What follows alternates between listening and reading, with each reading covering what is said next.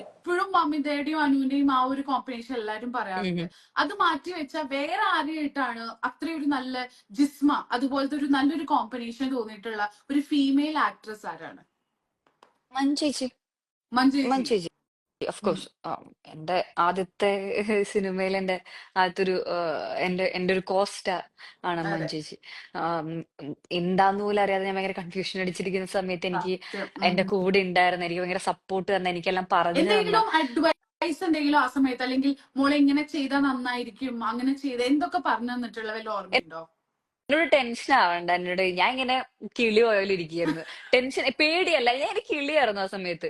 എന്താ ചെയ്യേണ്ടതെന്ന് അത് ഒരു ഏത് കിളിയായിരിക്കുന്നതാണ്. ക്ലാസ്സിലായിരുന്നു അവന് പഠിച്ചിരുന്നത്? ഞാൻ 8 കഴിഞ്ഞ സമയത്ത്, ഓ, 8ന്റെ അത്രയും ചെറിയ കുട്ടിയായിരുന്നു. അതെ അതെ. അപ്പൊ ഞാൻ ഇങ്ങനെ കിളിയായിരിക്കാണ്. അപ്പൊ ചേച്ചി വന്നിട്ട് ടെൻഷൻ അടിക്കുന്നുണ്ട് കേട്ടോ, എന്തെങ്കിലും ഡൗട്ട് ഉണ്ടെങ്കിൽ ചോദിച്ചാൽ മതി, ഞാൻ എന്തെങ്കിലും ഡൗട്ട് ഉണ്ടെങ്കിൽ ചോദിക്കാം.